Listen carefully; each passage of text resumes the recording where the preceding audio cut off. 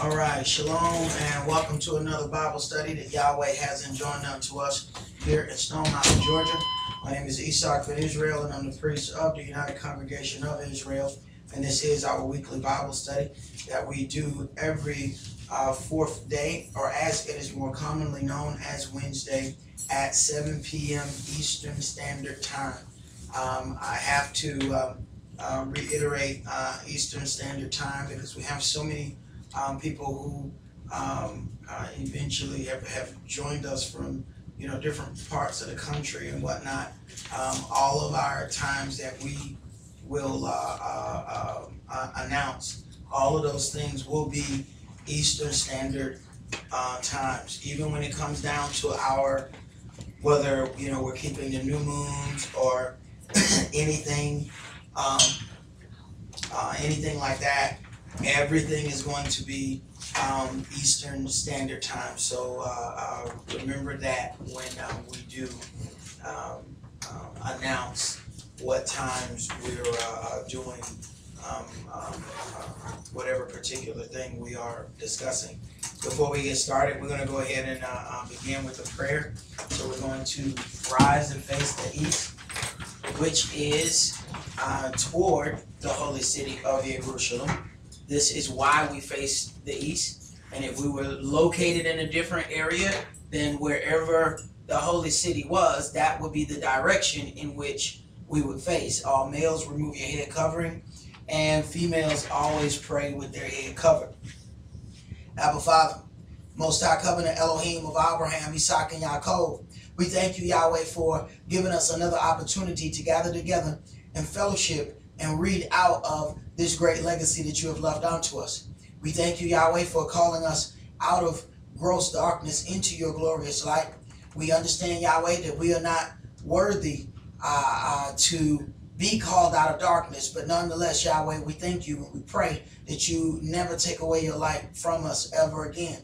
We pray, Father, that if we do stray from this path, we pray, Father, in your loving kindness, that you would come and get us and set us back on that narrow path that leads to righteousness. We pray, Yahweh, as we gather together tonight, that you would also allow your spirit of understanding to be with us, that we may be able to grow out of the things that we are allowed to read out of. We also pray, Yahweh, that you would give us a willing and obedient heart of flesh, that we may not only just hear and understand the things that you reveal unto us, but we also pray, Yahweh, that you would allow our lives, our steps to be directed by those things. We ask these prayers not only for those that gather with us physically, but even those that gather by way of phones and by way of internet, those that gathered out of a pure heart to serve you in truth and in spirit. In Yahshua HaMashiach's holy and divine name we pray. Amen and hallelujah. Yeah.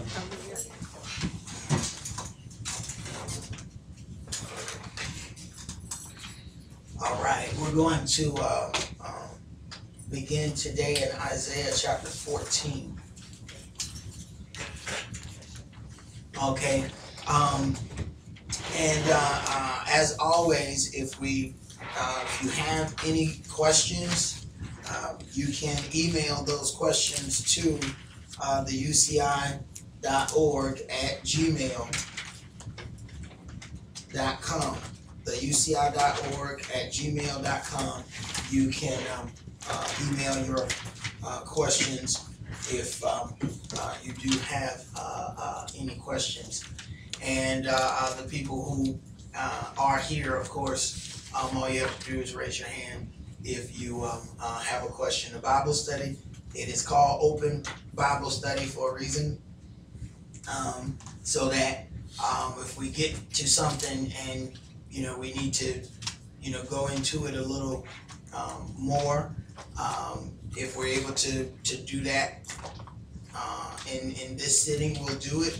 If we need to set up a whole another teaching on that, then sometimes we'll come back and we'll revisit something, because sometimes a question is not just as easy as, it's not like math. It's like, what's this? 14.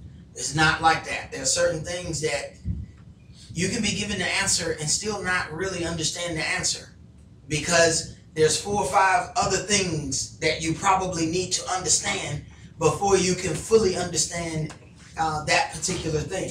So it may take a whole nother going into, because like there's times that I could explain something to somebody and they said, yeah, okay, I got it. And then 3 or 4 classes later, they get a couple of other things and then they say, oh, hold on. Now I fully understand what you said 4 weeks ago, right? Because there's other things that are going to help you understand. Understanding goes in levels. So if you ever think that you just understand, I can tell you now you're in trouble. Because understanding will always grow. My teacher was teaching 40 plus years and his understanding was still growing. So your understanding is never going to be done. And if you think it's done, I can tell you, you're in for some problems. It's going to keep growing. Isaiah chapter 14, and let's start that at verse 1. For Yahweh will have mercy on Yaakov, and will yet choose Yisrael and set them in their own land. This is the whole hope that we have for everything. We've gotten so accustomed to being here that we actually believe that this is our place. It is not normal for somebody to come to be transported across the world. People want to make you believe that this is normal. This is not normal. It's not normal for somebody to be transported all over the globe and then just live forever, happily ever after in the place where you were sold as a slave. Those people don't ever forget that you were sold as slaves. They don't ever forget that you were under them. They're never going to forget that. And all it takes is one altercation and you'll see that nobody forgets. They want you to believe that you should forget everything that has happened to you. But the bottom line is nobody, it is not normal to believe that you can be held captive in a place. And then those people are just going to turn around and accept you 100% and y'all going to skip off into happiness. That's not normal. Yahweh has a land for everybody. He says, I will set them in their own land. When you start reading the things in Jeremiah 50 and 51, it starts talking about when the daughter of Babylon is put down, every man shall go to his own land. See, the difference is everybody in this land, they all know where they come from. See, to us, we might see a Gentile and there might be 3 Gentiles standing there. We don't know the difference between them because they just look like 3 white people. But when they start talking, all of them know the difference from one another. This one from Britain, this one from France, and they all know where they come from. So when something goes wrong here, they know where they're going. So all those brothers who like to throw everybody in our struggle. This is, that Stockholm syndrome that we have developed as people. We want to throw everybody in our struggle. So now the Mexicans is part of our struggle. Now these people, now, and that little fake 12 tribes chart that people put out that's got everybody, in with us. I always ask all of them the same question. When hell break loose, let's see if they go with us. Since you say the Indians is this tribe, the Mexicans is this tribe, let's see how many Mexicans and Indians say, no, we go with El Negro. Let's see. Let's see if they come. They ain't coming with us. They got a land to go back to. And to show you that they're still connected to their land, the Spanish-speaking people come here and work. They send their money back home. They make some of their money here, and they send some of it back to their folks. So they're still connected to the place where they came from. We're the only people that are not connected. Now, part of the things that we went over on the Sabbath, what they gave us is Africa. They gave us an entire continent to say that, okay, this is how, where you come from. Now, because every other map that we had ever been shown all showed Africa minimized while all the other lands were magnified. When you understand just how big this continent is, you think about how much of a real oxymoron it is to say that you are an African. That's almost, we're talking about the biggest landmass on earth. That's just like saying, well, I'm like, you meet somebody and just say, yeah, man, I'm a human. I'm from planet Earth. Well, so are we. That's the best you got as a description? Is you a human? This is a humongous landmass, but what it did was it slowed our people down from looking and searching for who are we really. Because you can tell that our people were searching because you had colored, Afro-American, black, you had all of these, and we kept changing these names. And so people are constantly searching. So they came up with African American, somebody handed it to Jesse Jackson, it was given to us, people in general stopped looking after that. Go ahead. And the stranger shall be joined with them, and they shall cleave to the house of Yaakov. Right. So instead of us going to be like everybody else, those people are going to want to do what we do. See? So even in our unrighteousness, they still mimic us.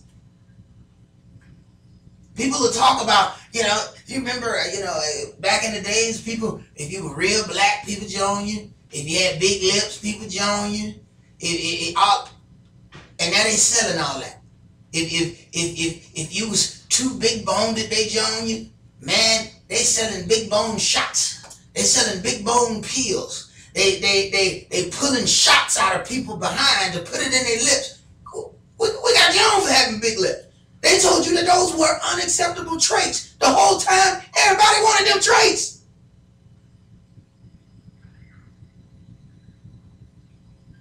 So instead of trying to be like everybody else, and especially, the women completely scalding their brain, getting a perm to try and make it look like Gentile hair, to believe that part that's in Beyonce's song, and people don't know why I had a problem with it. Because, she was talking about, you better call Becky with the good hair. Who the hell said Becky's hair was good? See, what people, we don't look at the part of the low self-esteem that you're sending to your own children, saying, okay, that's good hair over there. So you need to perm yours, because that's what good hair is. And this thing of not accepting the way you were made, that it doesn't matter how beautiful you really are. It matters how beautiful you think you are. I remember growing up looking at that Michael Jackson album. I thought he was one of the coolest brothers I had ever seen in my life. Big old afro, big real nigga nose. What? That had the glowing socks. Some of you too young to even know about that, right? You don't know about that. That off the wall album. See, you know a different Michael Jackson. See, you don't know. See, I knew the big afro, black nose Michael Jackson with the glowing socks with the penny loafers. Boy, that was one cool looking bro. Then the album folded out. See, y'all ain't got no records. Y'all ain't know what that is. So the album folded out. So then it turned into a poster.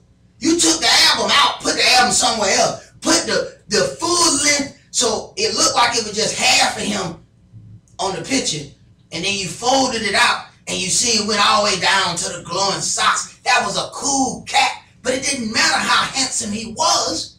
It mattered how unhandsome he thought he was. Because in every album, his nose got smaller and his skin got whiter. Every album. And it would take 4 years in between each album because he was such a big artist. He done toured the whole world. So we always see these videos and we don't see him for a minute. Next time you see him, you be like, hey man, ain't that nose smaller? Am I tripping? Then he get just a little bit brighter each time. So we don't understand what this means. A lot of times we keep reading and we go on past, they shall cleave to the house of Yaakov. Instead of us trying to be like everybody else, that's what's killing us. We take on other people's religion. We take on other people's culture. It is killing us. We don't understand, like when women get perms, Your brain controls everything in your body. So you're putting that lie and you are scalding your brain. You may end up having a foot problem and don't think it's got anything to do with that stuff that you just scalded your brain with. Your brain controls everything. So there's all other issues. And let me not, just say that this was sisters. Remember the brothers? Hey, we had Jerry curls. We had all of that stuff. I myself had a perm when I was young. Had them finger waves. Boy, if anybody had them pictures, I will pay you for them. I will not let them pictures get out ever. If I find them, I'm buying all of them, Johnny. See? But remember Malcolm X in the movie when he got his perm? He said, ooh, just like the white folks. Right? Right. Go ahead. Even with that, what we don't see is what the whole thing is. They hate you because they're not you. Right. There's a woman in Europe, there's a video. She has spent $60,000 in shots to get her skin color darkened. And she is about as dark as you and I. She said, I'm not trying to be like the African girls. So why the heck are you so doggone dark? Right. You got her lips enlarged and whole, but she ain't trying to be like the African girls. Right. $60,000. Mm-hmm. But see, that's the thing. When you don't really appreciate who you are and what helped teach this thing, and that's why I wrote about that in my book, that people don't understand that you could be teaching your kids low self-esteem just by letting them read the Bible without giving them some understanding of where they are in it. Because everything that we've ever read, every documentary we've ever seen, all of the Bible people were shown as white. So what do you think that does? It starts giving the children low self-esteem whether you know it or not. Because they're thinking every last good thing in this book is white. And you don't do nothing about it. So eventually, it's starting to mess with, and it don't mess with everybody's mind, but it messes with a lot of people's mind. And you have to consider, Michael Jackson was Jehovah's Witness. Well, no, Jehovah's Witness didn't have, especially back in them days, wasn't no black people in their pamphlets. You saw nothing but white people in those things that they passed out. Now you have to imagine what's that doing to the mindset of somebody who reads the literature and they keep looking at, all the white characters. And we already know everything that we ever seen of Jesus was white. It was a long time before they gave us a so-called black Jesus. And then he still had a perm. Go ahead. It says, chapter 14 and verse 2. And the people shall take them and bring them to their place. And the house of Yisrael shall possess them in the land of Yahweh for servants and handmaids. And they shall take them captives, whose captives they were. And they shall rule over their oppressors. It's amazing that nobody wants to discuss this part. When you talk about the people, the synagogue of Satan, the people who say that they are Jews, you have to ask yourself, who y'all gonna have for servants? Because y'all can't prove who y'all was ever in servitude to. So who y'all gonna have for service? I know who we've been in servitude with. Before the transatlantic slave trade, there was a sub-Saharan slave trade where our folks were slaves to these Muslims. And our people think that we Muslim, because we closer to them. No, they had you as slaves before the Christians did. But don't nobody want to talk about that. Go ahead. And it shall come to pass in the day that Yahweh shall give you rest from your sorrow, and from your fear, and from the hard bondage wherein you was made to serve. And you shall take up this proverb against the king of Babylon, and say, how has the oppressor ceased? The golden city ceased. Yahweh has broken the staff of the wicked, and the scepter of the rulers. So, as he's talking about he's breaking the staff of the wicked, the staff and the scepter are the things that they rule by. So he's breaking down rulership. He's showing that there's about to be a change. And then he says, you shall take up this proverb against the king of Babylon. Babel is confusion. So basically all the kingdoms ever did was fight over the same kingdom. So understand that. Go ahead. He who smote the people in wrath with a continual stroke, he that ruled the nations in anger, is persecuted and not hindered. The whole earth is at rest and is quiet. They break forth into singing. Now, he who smote the people in wrath with a continual stroke. The way the media puts things out here, it makes everybody else look bad and United States look good. That's not what the news of every other country looks like. We're seeing it from this angle. What we're not seeing is the other angle. What those people are saying about what happens here. You got to think what another country has got to be thinking as they look at all the black people getting shot in the street, and then America sends troops to their land telling them, stop mistreating your people. And they're like, wait a minute, man. Did y'all just shoot down I don't know how many people in the middle of the street?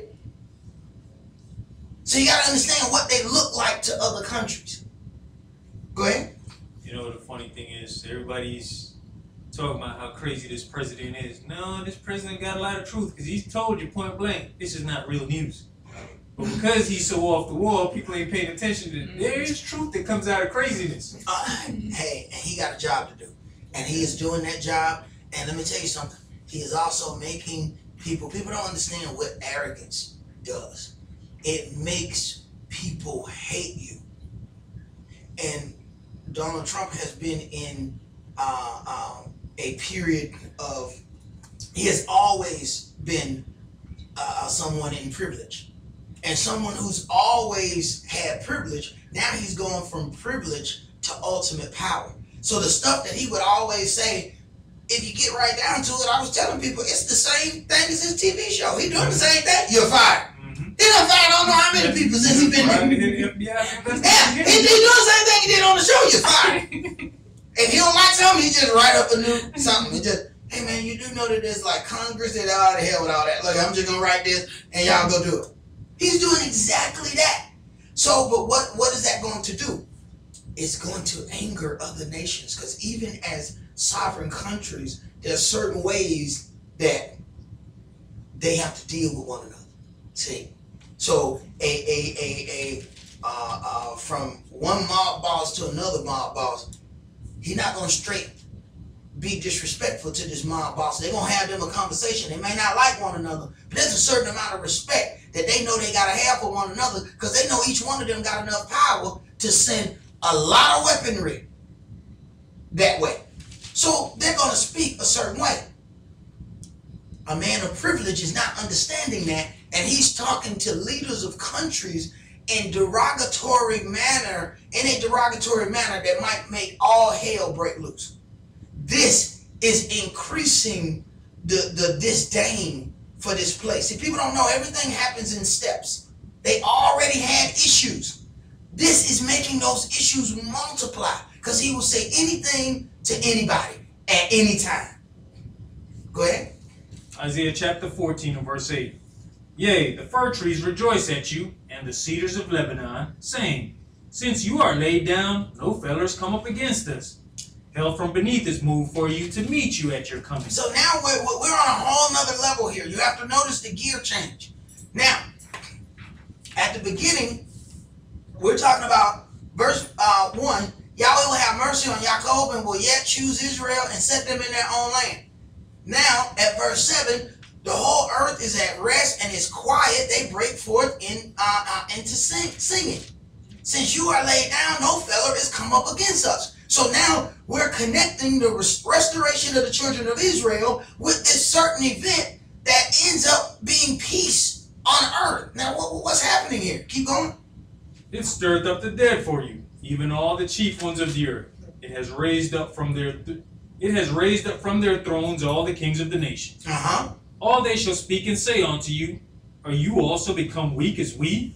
Are you become like unto us? Your pomp is brought down to the grave, and the noise of your vials. The worm is spread under you, and the worms cover you. How are you fallen from heaven, O Lucifer, son of the morning? How are you cut down to the ground, which did weaken the nations? So understand something. The redemption of the children of Israel is connected to the fall of the adversary, the devil. This is why don't nobody want to have this conversation. Why they want to tell you how Israel has been restored to the land. Not according to what I read. Because according to what I read, when the children of Israel get ready to go back into their land, there's some serious earthly events that must take place. So now Lucifer is turned into a man. He has to have this 1,000 years where he's locked up. This is how these regular conversations can be had with him. Like, are you now as weak as we? You was able to command the whole earth. Now you in chains? So this is connected. So you need to know this. So that, because we accept things by the number of times that we've heard them. So when we keep hearing that the Jewish people, the Jewish people, the Jewish people, the Jewish people, the Jewish people, it's getting in your brain and it's giving you low self-esteem about who you are. You need to know where these things are so that you take your esteem back. Just because they control the media and they're able to say those things 1,000 times and nobody hears you, because you in your living room, but they on the television. But you need to back up and be able to see point blank. No, this is Lucifer falling. This is Israel being returned. How did that happen in 1948? Go ahead. Verse 13. For you have said in your heart, I'll ascend into heaven. I'll exalt my throne above the stars of Elohim. I will sit also upon the mount of the congregation in the sides of the north. I'll ascend above the heights of the clouds. I'll be like the Most High. Do understand? The adversary, the devil, was supposed to come work here in earth. He did not like that work. That's why he said, I'm going to be like the Most High. It's a wonder why everybody say, I'm going to heaven. Because that's where their daddy Lucifer say he's going to. Do you wonder where they get it from? They got it from their daddy. He was supposed to work in the garden.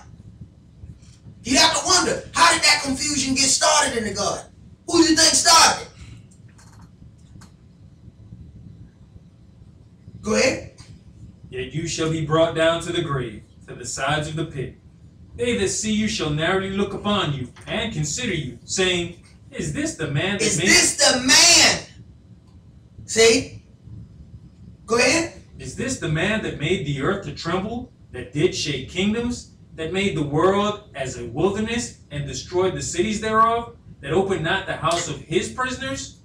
All the kings of the nations, even all of them, lie in glory, everyone in his own house. Everyone in his own house. See, it's not normal for there to be, we think it's like this really great thing. They say America is this great melting pot of nations. That's not normal.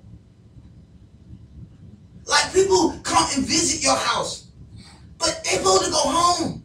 They ain't supposed to stay at your house. That's not normal for somebody to just come over your house and not leave. That's not normal. It's not normal for somebody to just come to a land and don't leave.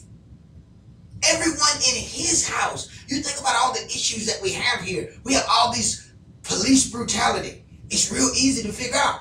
The police all look like our former slave masters, and the people who are getting shot all look like former slaves. Now, imagine if you were in a land and everybody looks like you.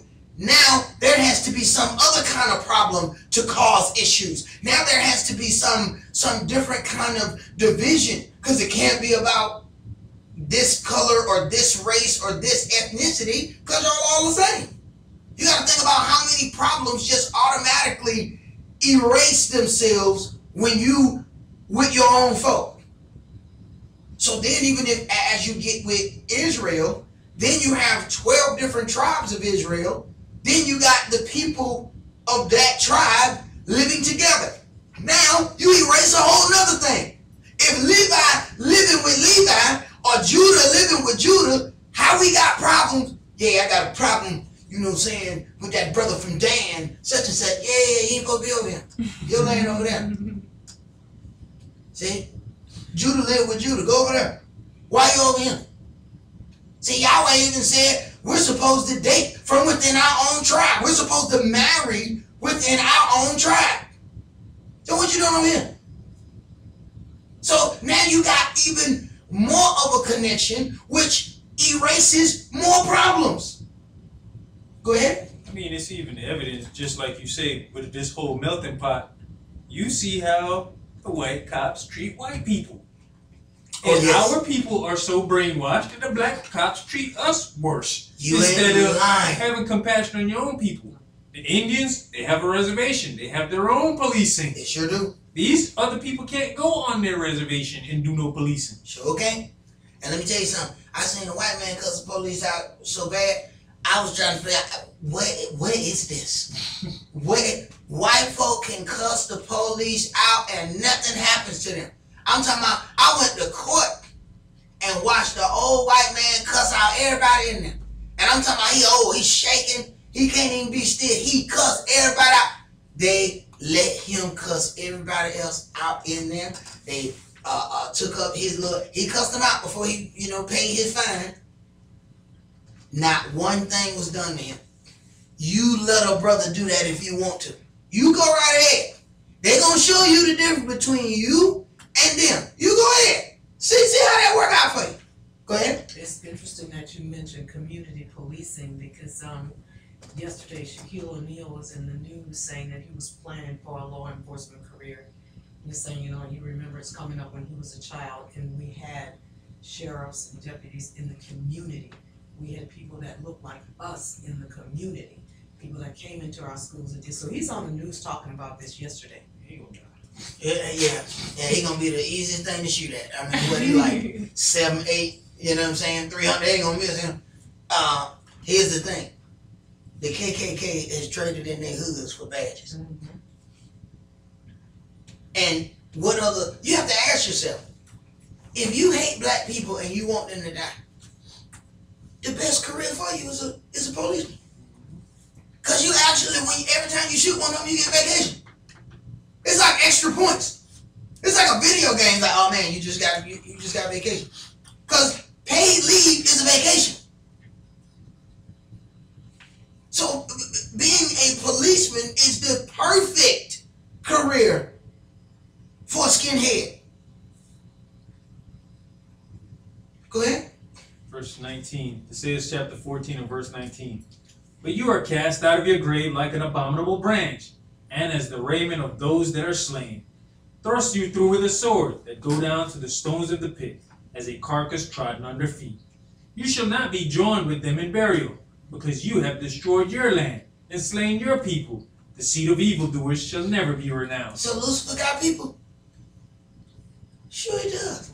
See, that's the difference between the people who, Lucifer got two different kinds of worshipers. Remember, he came directly at Yeshua as soon as the baptism was done. He said, if you bow down and worship me, all shall be yours. Right? So he automatically told him, you will have riches untold if you worship me. So now, when you look at what happens in most church services, you have the people who are gathered there who have a zeal for God, just not according to knowledge. Those are accidental worshipers of Lucifer. The pastor and all the people that sit up front, those are the on-purpose worshipers of Lucifer. They always get, the on-purpose worshipers are going to get more than the accidental worshipers. So there are certain people who are accidentally worshiping Lucifer because they don't know that's what they're doing. They were coming to worship God. They didn't know they was worshiping the adversary, the devil. He's only going to give them so much. When people cross that line, that's when they go ahead and admit that they know that they're worshiping the adversary, the devil. Now all of a sudden, the finance pot opens. And we as regular people keep trying to figure out why we ain't getting all the stuff that they getting over there. No. Because they know they worshiping Lucifer. You worshiping Lucifer accidentally. He give his own purpose worshipers more than he give them accidental ones. And see how and some people might say, how you say that? You have to ask yourself. Watch night wasn't in the Bible. Who taught it to us? The pastor. Where the hell did he get it from? Now, not just where did he get it from, how does every other church organization continue to teach the same thing, but they're not in the book? Where the hell did they get it from? Where they getting these devil meetings that they having? How they get, it's some kind of devil meeting that they having because all of them teaching it, but we can't find it nowhere in this book. And we don't went through this book, in and out of this book. Watch night service ain't in here. Easter egg hunts ain't in here. Halloween ain't in here. So how all of them have it, but yet we can't find anywhere of where it comes from. Every church is built the same way. 3 pyramids and a steeple. Where did that design come from? Because it ain't in this book. We can read where Solomon set up this temple. We can read where Moshe set up the tabernacle. We can read all of these things. None of those designs are in there. Where did it come from? And every church got it. How every church have something, but we can't figure out where it's coming from. So there's some meetings that we don't know nothing about.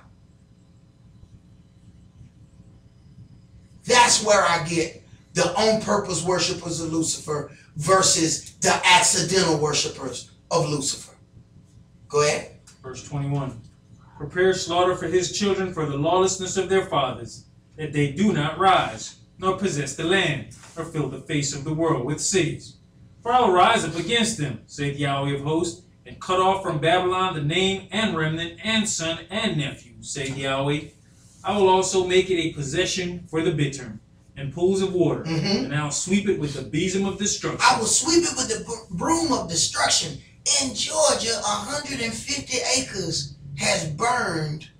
Man, you hear about that stuff in California. Man, you don't hear about no wildfires in Georgia. 150 acres is burning right now. Then it started from one lightning strike or something, they say. So you're talking about fires on one end, floods on another end. Meanwhile, all the nations are getting angry. Meanwhile, in the middle of America, sitting in Yellowstone National Park, they got this underground volcano that's a caldera, which is basically an underground bomb. You know good and well they're going to shoot at it. See, this is the part that people don't, want to think about. Like a lot of people say, man, I'm going to move to Marietta. I'm like, hey, man, wait a minute. Ain't that where they make them fighter jets at? Hell to the no. That's the last place I'm living. Because that's the first place when somebody get to shoot, what do you think? They make Raptors and stuff over there. Man, I ain't living there. I don't want to be right where they make. So here it is. If Russia get into it and they say, wait a minute, man, we keep running into it with all these planes. Where they make them planes at? Right there in Marietta at this place over here. That's part of war. You bomb the supply lines. You don't keep letting the people get food. You don't keep letting the people get weaponry. So in the middle of America, there's this underground volcano that is a super bomb itself. And the amount of time that it has sat dormant, every day that it sits quiet is another tick against time. Because all of them sit quiet but for so long. And then one day, boom. Now, imagine if you sent a bomb and hit it. You think Russia don't see that big hole in the ground and know what's there? That thing may break off the whole America and change the whole map.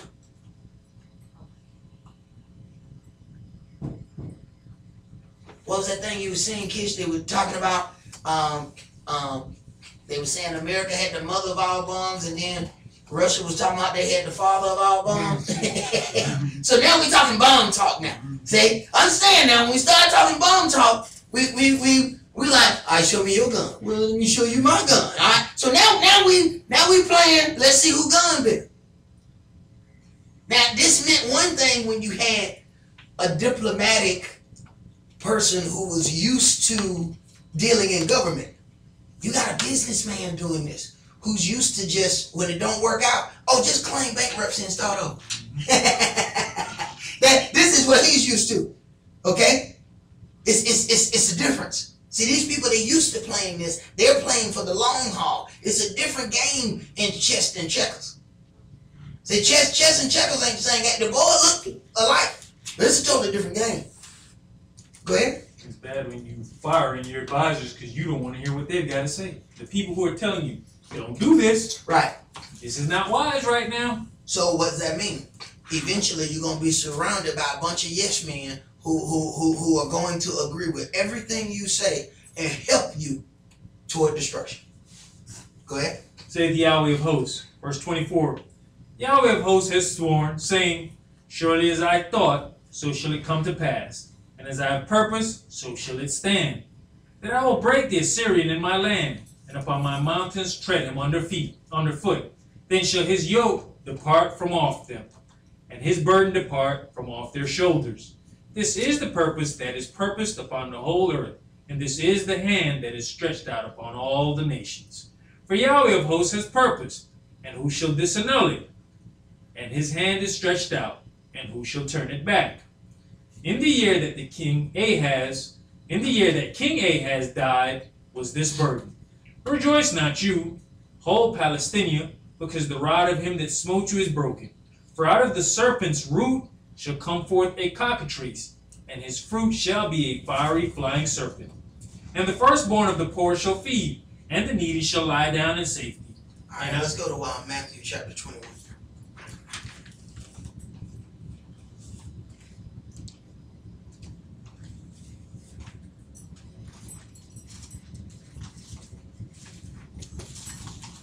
Matthew chapter 21. And let's read verses 28 through 32.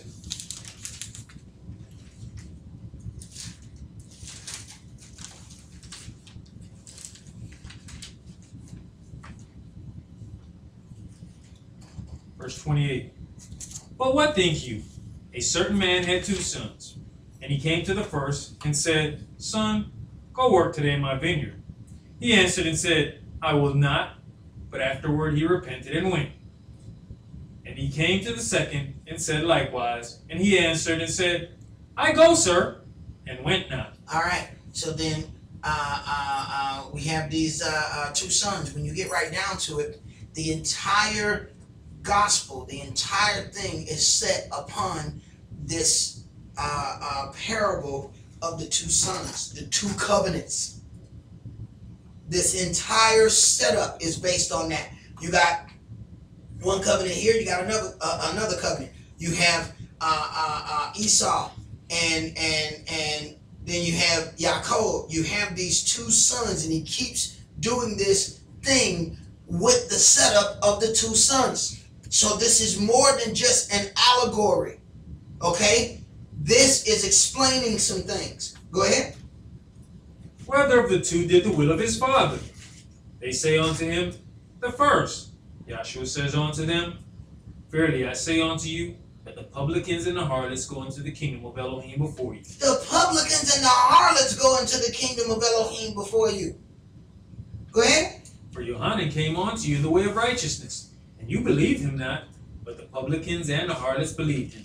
And you, when you had seen it, repented not afterward, that you might believe him. Okay, so now we have these 2 sons. One son has one doctrine, the other son has another doctrine. Automatically, when it was said in the beginning, let us make man. So in the beginning, Israel is there. So here's this one son. Then you have another son who's supposed to go and work in this garden. But what he did was, because you have to ask yourself, if it was just the serpent that beguiled Eve, how did the serpent know? How did the serpent know more than man? Who told the serpent?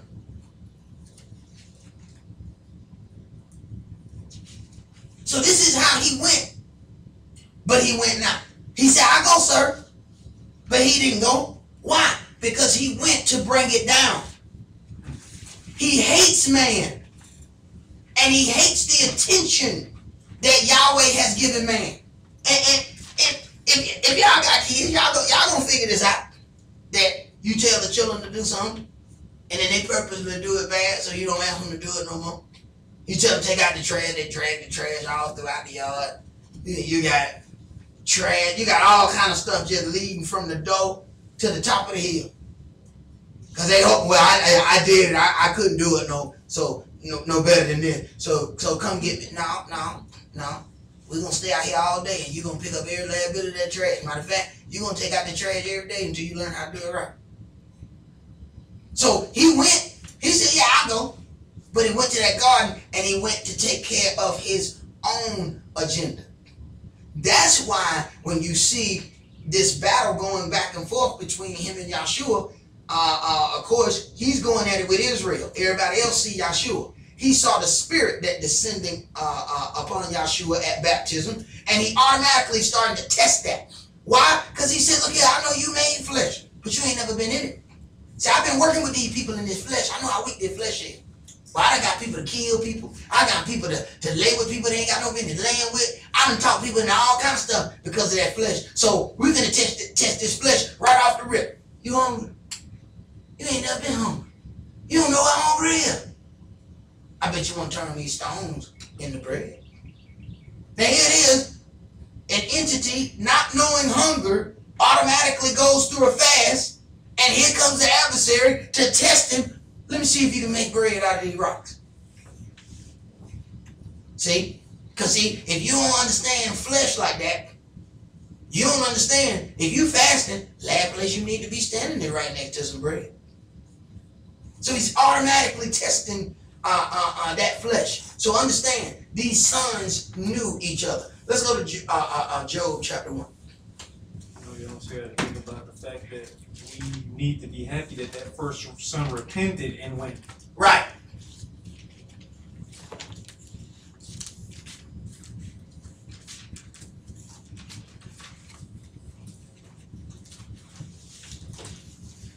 Job chapter 1 and verse 6.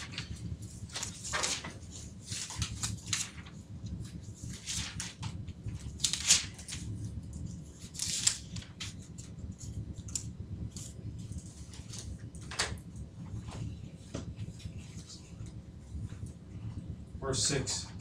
Now there was a day when the sons of Elohim came to present themselves before Yahweh, and Satan came also among them. Okay. There was a day when the sons of Elohim, these are angels. So the sons of Elohim are coming, and then Satan came also. He's a son too. They didn't tell him, you ain't got no business being here. So when you go back and you read that, a certain man had two sons. Understand the two sons that he's talking about. Go ahead.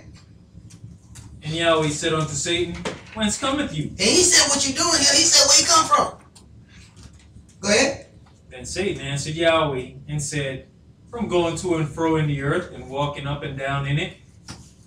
And Yahweh said unto Satan, have you considered my servant Job, that there is none like him in the earth, a perfect and an upright man, one that fears Elohim and escheweth evil? Right. Now, automatically, what does he want to do? He's been going back and forth to the earth, the vineyard, the garden, and he automatically wants to test those who believe in Yahweh. Don't this sound familiar to anybody? This is what he does constantly. Yahweh didn't have to ask him, what you doing? He just said, where you been? When you know certain people, you don't have to ask them what they're doing. All you need to know is where they been. You know what they do. I knew some dudes that every time I saw them, I knew they were stealing something. So all I needed to ask them, hey man, where y'all come from? Oh man, we were just in downtown Decatur. So I ain't have to ask them, what y'all stealing? Because that's what they do. They steal. Everywhere they go, they stole stuff. So I just need to know where they was just in case some of my stuff came up missing. I know y'all was in Decatur. Hey, I just found my car on blocks, man. Y'all give me my tires back. Because I know y'all was in Decatur. Because I know what they do. So he knows this son. He ain't got to ask him what he been doing. All he need to know is where he been. Go ahead. Verse 9. Then Satan answered Yahweh and said, does Job fear Elohim for naught? So now he's going to try to entice the trying of him. All right, go to chapter 2 and verse 1. Again, there was a day when the sons of Elohim came to present themselves before Yahweh. Again, this is called our appearances. In case y'all ain't figured this out. The same thing that's happening in heaven is the same thing that happen on earth. There are 3 times in a year that all males must make an appearance. What we just read in 2 chapters back to back are the angels making their appearance just like men are to make their appearance. Same thing. Remember now, it was given unto Moshe examples of how to build the tabernacle. Yahweh didn't just pull these measurements out of nowhere. There's a temple already in heaven. If there's a Melchizedek, which is priest of Salem, if he's this priest, then wait a minute, you got a whole governmental setup. You got a whole worship system set up in heaven. The things that we do are supposed to be in a small replica of that. That's how we get into deep trouble when we decide to change things. So the people who decided that, you know, we'd be all right changing the Sabbath from Saturday to Sunday. You have to ask yourself, did the angels in heaven change theirs? If not, you're in trouble. See, this one got to match that one. So when you decided you were going to change something, did the angels follow suit? If not, that's why it says, he that breaks and teaches how to break even the least of these commandments, he going to be considered the least in the kingdom of heaven. Because Yahweh going to say, all right, I see what you're doing. Now, but that ain't what's happening up here. So who gave you authorization to make that change? You're going to have to pay for that. So we see once again that these are sons of Elohim who have gone to make this appearance. So it completely fits along with the law of Yahweh our Elohim, where all males must make an appearance. Let's go to Isaiah chapter 10.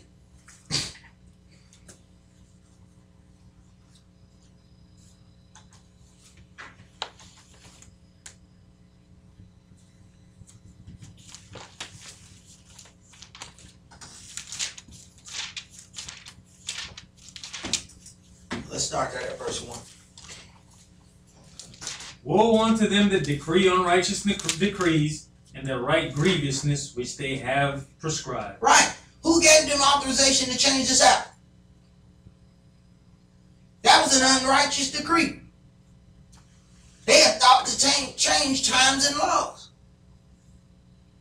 But they don't think it's that big of a deal. But did all heaven change with you? That's the question you got to ask. See, there was power put on those disciples. They were given that power for a reason. What did he say? Whatever you bind on earth, it shall be what? Okay. Why? Why did he say that? Because they got a match. Yahweh gave them so much power. Look here, man. I done taught y'all what y'all need to do. Now, if y'all change something here, because of the love I got for y'all, I'm going to make them change it up here. So what we got up here, going to match what you got down there. Now go do your job. So all these people who done went to these so-called seminary schools and done made changes, boy, they don't understand the level of judgment that they're going to have to deal with. Go ahead. To turn aside the needy from judgment, and to take away the right from the poor of my people, that widows may be their prey, and that they may rob the fatherless. And what will you do in the day of visitation, and in the desolation which shall come from far? Yet your visitation is that time when Yahweh brings righteous judgment upon man. Go ahead. To whom will you flee for help? And where will you leave your glory? Without me they shall bow down under the prisoners, and they shall fall under the slain. For all this his anger is not turned away, but his hand is stretched out still. O Assyrian, the rod of mine anger, and the staff in their hand is mine indignation. I'll send him against an hypocritical nation, and against the people of my anger will I give him a charge, to take the spoil and to take the prey, and to tread them down like the mire of the streets. Howbeit, he meaneth not so, neither does his heart think so, but it is in his heart to destroy and cut off nations, not a few. And this is one of those things that we have to understand. The hypocritical nation is us. See, this is why we can't go around being mad at white people. That we're walking around being mad at these nations for all of the things that have happened to us. These things happen to us because we walked away from Yahweh our Elohim. Now the nations are helping forward that affliction by helping to get us away from our culture. And the further we get away from our culture, the longer we're going to stay in those problems. And they know that.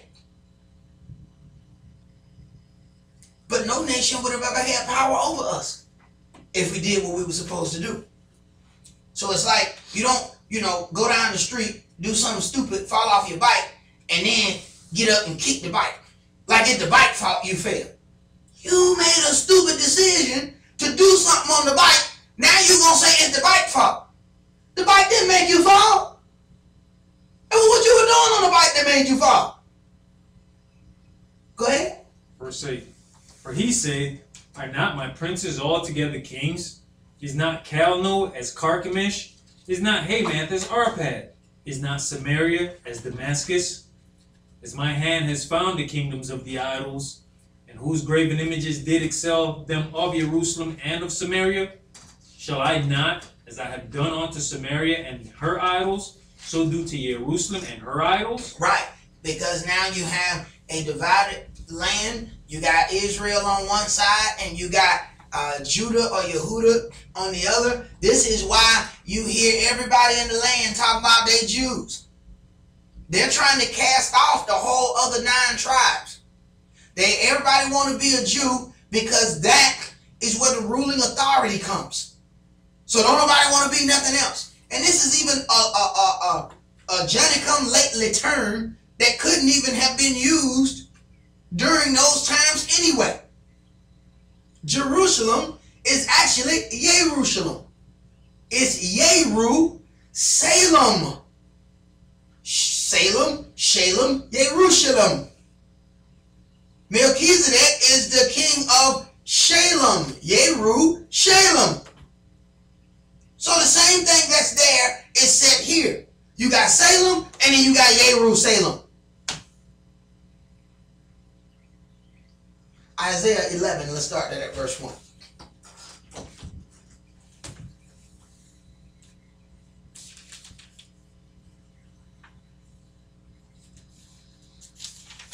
And there shall come forth a rod out of the stem of Jesse, and a branch shall grow out of his roots.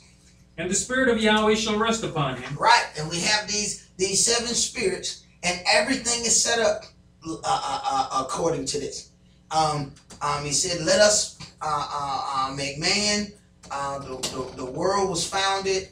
You have that being complete in 7 of his days, not 7 of ours, not even in the correlation where then the time is said 1 day is as 1,000 years. Do understand that still did not appear until man was here. All the other time that we're dealing with is Yahweh's time. There may be thousands upon thousands of our years in between day 1 and day 2. So now we have him resting on the 7th day. Now everything else is based on this point at which he completed his work. So you got 7 spirits. We got 7 holy days. I don't even think people even think about that. Then the 7th holy day is in the 7th month. The Sabbath is the 7th day. Yet we let the slick adversaries tell us, y'all go ahead and worship on the 1st day. Because he know how much it's going to piss Yahweh off. Understand, just like he's constantly trying to make a wager against Yahweh and Yahweh's people, this little slight change that we think, we're 1 day off. No, you're not 1 day off. You're 6 days off. It's a big difference between the 7th day and the 1st day. It's not like he got you on the 6th day and then the worship day was the 7th. No. That's not what he did to you. See, he made you believe it wasn't but one day off. No, you were 6 days off. You were completely backwards. And all of us were. Go ahead. The spirit of wisdom and understanding, the spirit of counsel and might, the spirit of knowledge and the fear of Yahweh. And if you count those up, you get 7. So when we talk about Yahshua not having the spirit, he had all 7 spirits. Go ahead. And shall make him of quick understanding in the fear of Yahweh. When you fear your Elohim, there's certain things that you just don't do. See, fear is respect. There's a whole lot of people that do, when ain't nobody on the road, y'all know what we do. We might ride 100 miles an hour. We might see a car broke down on the road. It looked like the police. We come on that gas, Jack. We come on that gas. We ain't even seen no police. It just looked like the police. What was that? Fear of the police. You respect the power of that pen. Because he write that ticket, Jack. That ticket might be $350. See? So you ain't even seen the police. You just thought you saw one. I've seen people almost have a wreck for slowing down because they thought they saw police. It wasn't even no police. It just looked like one. But when you go on 100 and it's a car on the side of the road, you really can't figure out why that car on the side of the road. So when you fear something, there's a certain way you operate. When you have fear of Yahweh, your Elohim, there's certain things you ain't gonna do. Can't nobody talk you into putting no pork in your mouth. Can't nobody talk you into coming to their Christmas party. See? The more and more fear you start to have for your Creator, the less and less you're going to start dealing with man. You be like, hey, look, bro, I ain't going to be able to do that, man. You know what I'm saying? You know what? I got fear and respect. See? There's the fear of being scared, and then there's the fear of respect. You respect the police officer. You speak in a certain tone, and even the thug dudes. You see them when they go to court. Most respect, Your Highness, Your Majesty. Bro, she ain't no queen. What you talking about? He all full of respect. Right. Because she got the power to say 62 months, 72 months. So they respect that power. Respect the power of Yahweh, your Elohim. And when you do that, it's certain things that you just ain't going to fall for. Go ahead. See, that's the thing is, when we hear fear, that's how people play on the top. Oh, what creator would need you to be afraid of him? Right. No, it's respect of him. Right. You got a certain amount of respect to your daddy. Even as you get older and your daddy get older. He ain't physically able, eventually a father will never always be able to beat his son. At some point, the father gets weaker and the son gets stronger. So is the son talking to his father out of absolute fear, or is it respect? Go ahead. He shall not judge after the sight of his eyes, neither reprove after the hearing of his ears. But with righteousness shall he judge the poor, and reprove with equity for the meek of the earth. And he shall smite the earth with the rod of his mouth, and with the breath of his lips shall he slay the wicked. And righteousness shall be the girdle of his loins, and faithfulness the girdle of his reins. Right. With the breath of his lips shall he slay the wicked. What? The word is a spirit. Understand? They already getting slayed by the breath of his lips. This word is testifying against them. And they don't even know it. Go ahead. It says, chapter 11 and verse 6. The wolf also shall dwell with the lamb, and the leopard shall lie down with the kid, and the calf, and the young lion, and the fatling together, and a little child shall lead them. And the cow and the bear shall feed, their young ones shall lie down together, and the lion shall eat straw like the ox. And that's how you have peace right there. That they all eat grass. So you ain't got nothing hunting nothing if they all eating the same thing. Go ahead. And the suckling child shall play on the hole of the ass, and the weaned child shall put his hand on the cockatrice's den. You talking about playing with a poisonous snake. Because ain't no more poison in the Bible. Go ahead. They shall not hurt nor destroy in all my holy mountain.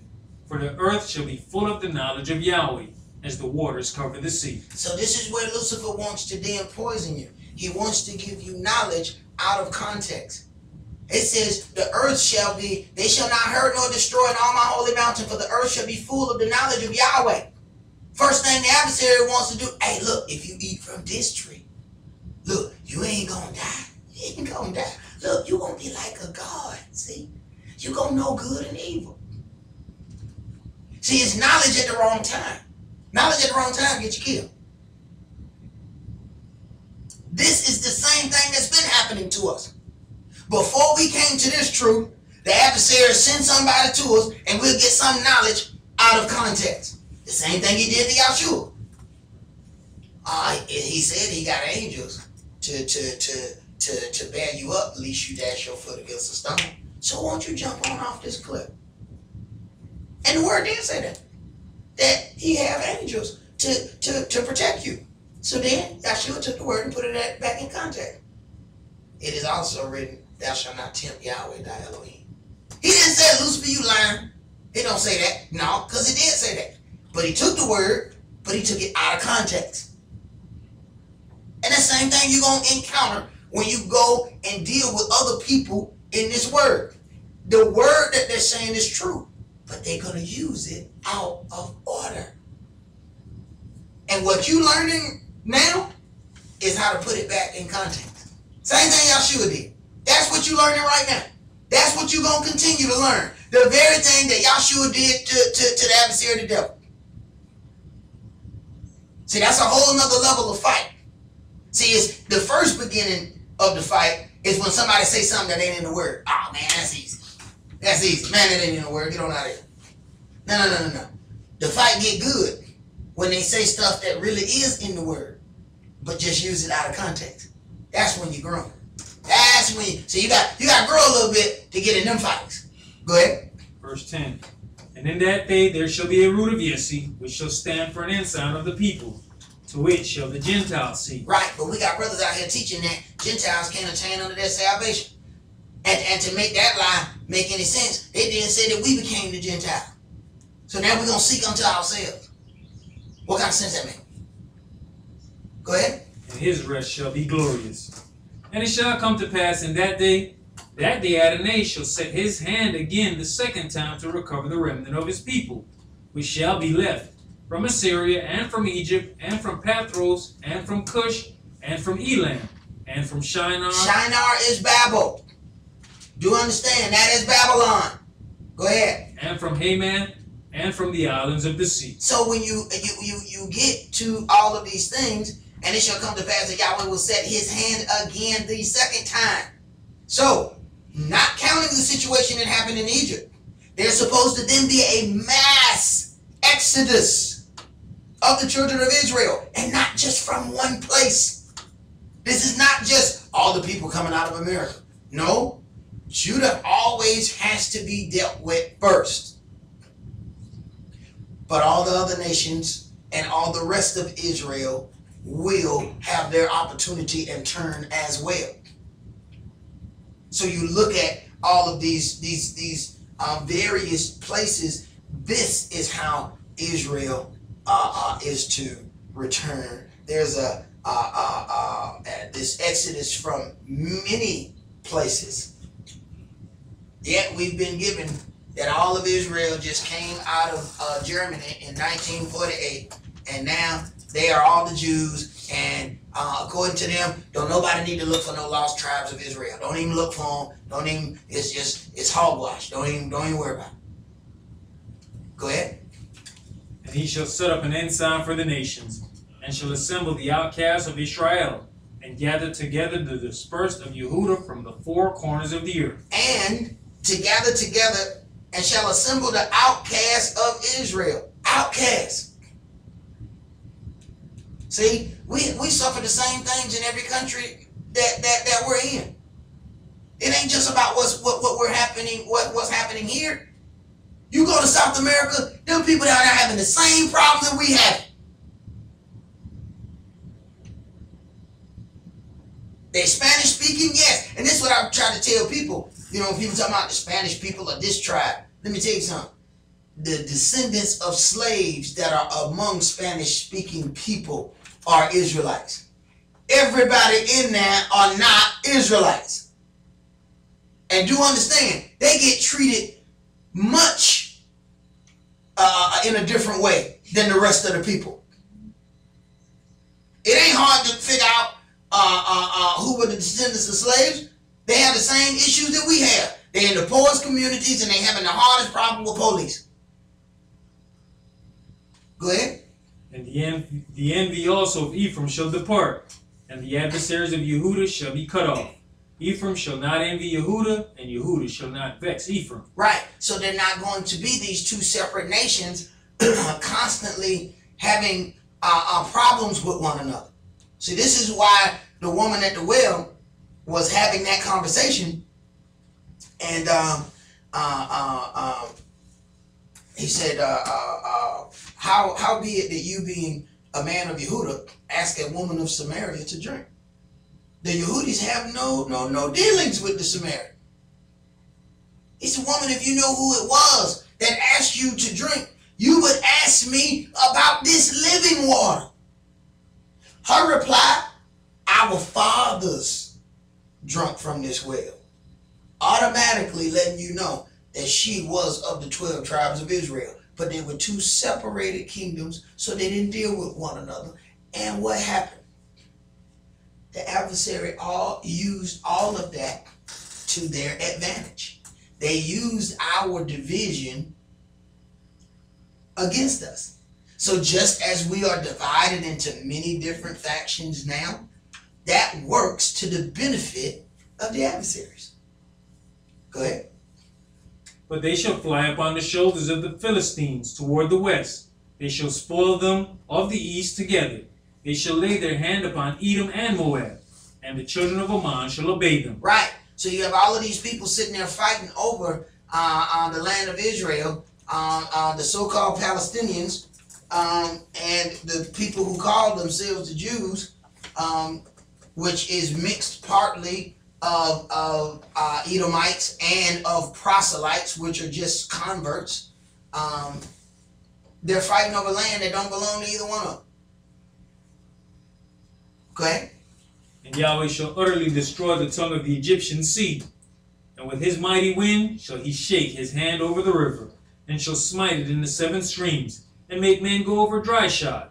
And there shall be an highway for the remnant of his people, which shall be left from Assyria, like as it was to Israel in the day that he came out of the land of Egypt. So we know that this then is a second time. We know that this is not just that thing. See, this is why the people who call themselves the Jews, this is why they have to have a different book.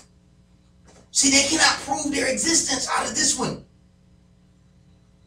So they have to have another book. They have to have a Talmud, a Mishnah, and all of these things. And then they have those people reading out of that every day, and it helps their self-esteem to believe that they are the original descendants. Okay? They can't read out of this because they're going to have questions among themselves if they read out of this. That's why they can't even read out of the Torah. They can't read the first 5 books because it is going to constantly go against what they have been taught is their heritage. See, they don't want to be a part of Israel. They want to be Israel. And let me tell you something. The only way to be you is to kill you.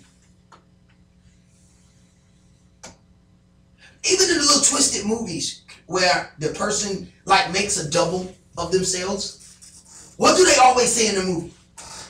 You cannot come in contact with your other self. You ever watched any of those movies? They have the little, you have duplicated yourself, but you cannot come in contact. If you do, an automatic explosion happens. They would do that in all of the Back to the Future movie. Do not engage your earlier self. Understand? For them to be you, you gotta die. I can't come in Kish's house and say I'm Kish and Kish there. Oh hell, we got some problems here. That ain't gonna work. That something has got to give there. So if somebody's gonna completely try to be this man in his house, you gotta keep that man working in that house. Your only chance of being able to pull this off is he has to be as far from this house as possible. Not just far from this house physically. He has to be far from this house mentally. He has to believe that this house ain't his. And if you get him to believe it ain't his, he ain't never gonna come looking around. Imagine his surprise if he just happened to stumble in his old land, thinking it's your land, and find an old picture of himself. Why the hell is a picture of me in your house? Well, because it was your house before it was my house. They don't want you to know that. So you need to stay away from that. Go ahead. That was the end of that. Let's go to Ezekiel 20.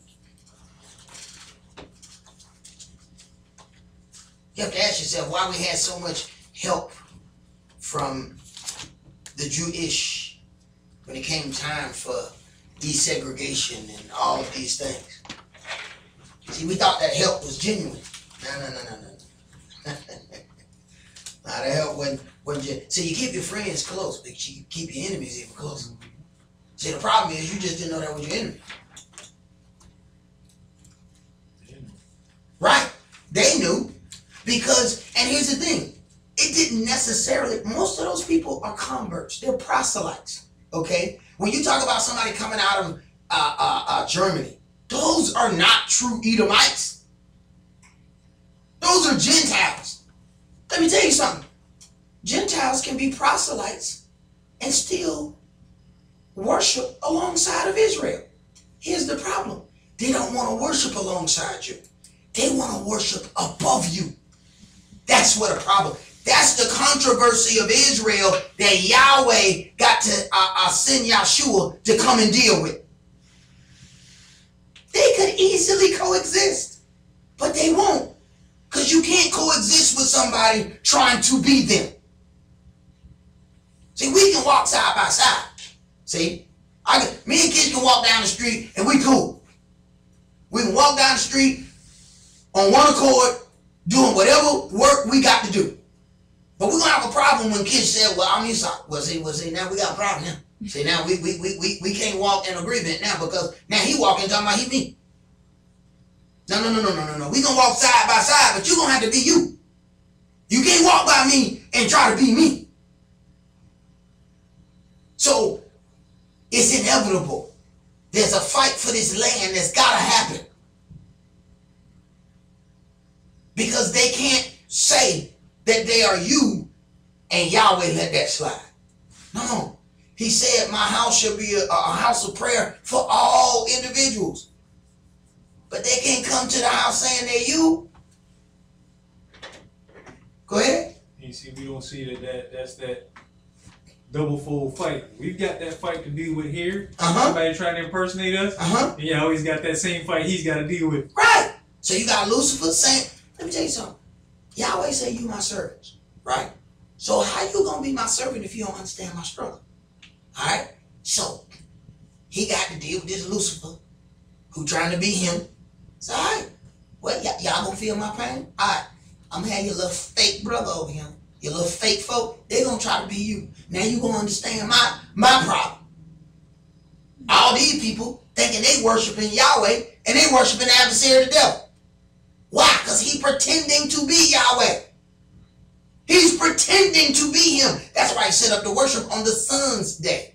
Lucifer, illuminated one. Illumination is light. He set up his worship day on the day of illumination. Sun day. The sun's day.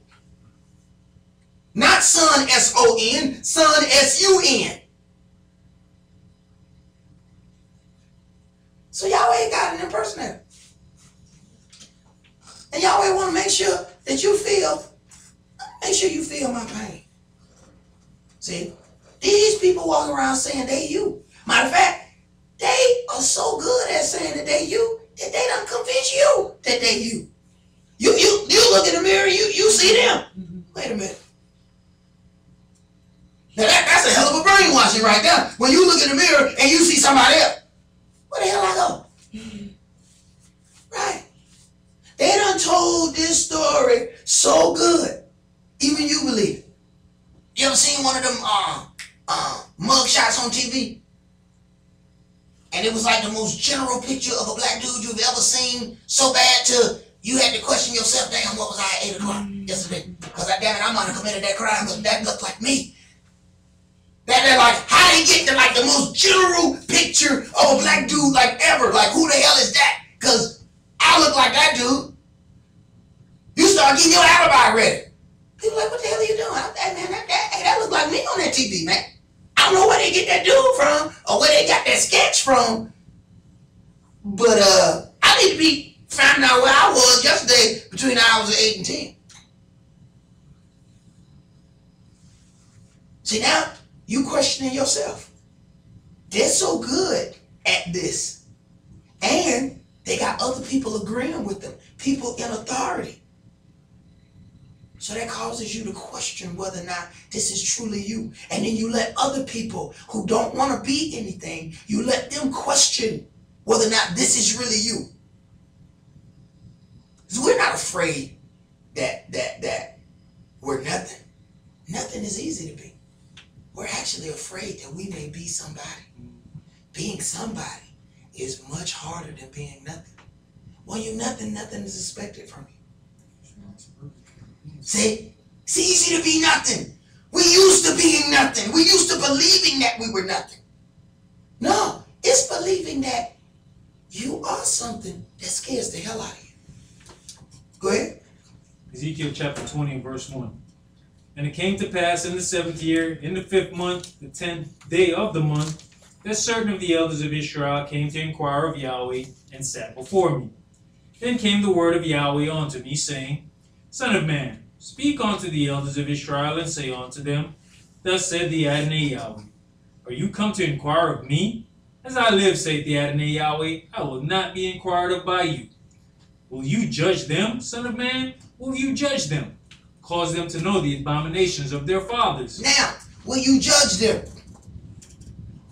To judge them, he's got to speak and say the things that they've done and utter Yahweh's judgment. So when it comes times when you start calling out these people for what's being done, man, people don't like that. People don't like that. But Yahweh has already said, woe unto the man that teach unrighteous decrees. Woe unto the man that teach you how to break even the least of these commandments.